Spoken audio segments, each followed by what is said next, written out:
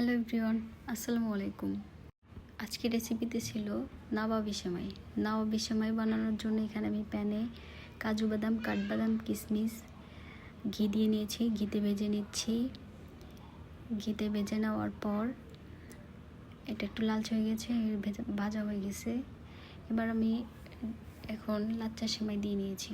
এই সেমাইটা আমি ঘিতে ভেজে নিচ্ছি। এবার এর সাথে অ্যাড করতে হবে পরিমাণ মতো লবণ, চিনি এবং গুঁড়ো দুধ। এটা লাড়িয়ে চাড়িয়ে নিব, নামিয়ে নিব। এরপর আমি গরুর দুধ ঘন করে জাল করে নিয়েছি। সেটাই ভিতরে আমি স্বাদ মতো লবণ, কর্নফ্লাওয়ার, কাজু বাদাম, কাঠবাদামের গুঁড়ো দিয়ে দিয়েছি। দুধটা হওয়ার পর আমি নামিয়ে নিয়েছি। এখানে একটা বাটিতে সেই ঘি ভাজা সেমাই ঢেলে নিচ্ছি। এখানে হাফ আগে নিচে ভালো করে দিয়ে দিচ্ছি। এখানে অর্ধেক সেমাই ব্যবহার করছি। এটা একটু চেপে চেপে দিতে হবে, যাতে এটা কোনো জায়গায় ফাঁকা না থাকে। একটু চেপে চেপে দিতে হবে। দেখতে পাচ্ছেন কিভাবে দিচ্ছি। এটা এভাবে চেপে চেপে দেওয়ার পর এটাতে সে আগে থেকে ঘন করে রাখা দুধটা দিয়ে দিচ্ছি। এখানে হালকা পরিমাণে দিতে হবে, বেশি দিলে একদম তাহলে বেশি ভেজা ভেজা হয়ে যাবে।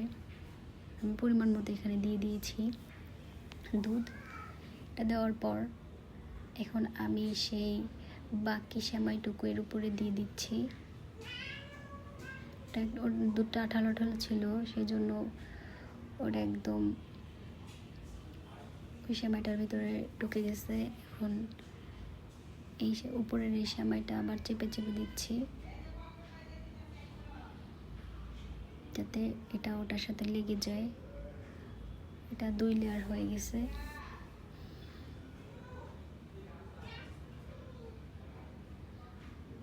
তো এটার উপরে এখন আমি ডেকোরেশনের জন্য এখানে কিশমিশ দিয়ে দিচ্ছি। তারপরে কাজু বাদাম, কাঠবাদাম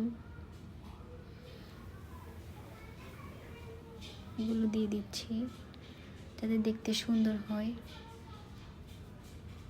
তো এগুলো একটু সুন্দর করে সেট করে নিচ্ছি।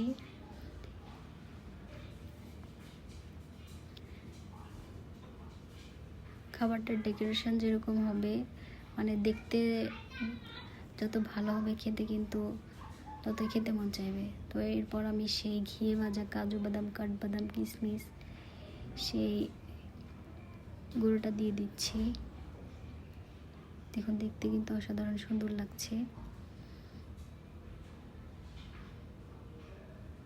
এবার আমি বাকি দুধটা দিয়ে দিব, যাতে উপরেরটা একটু ক্রিমি ভাবটা থাকে। এটা দিয়ে দিয়েছি।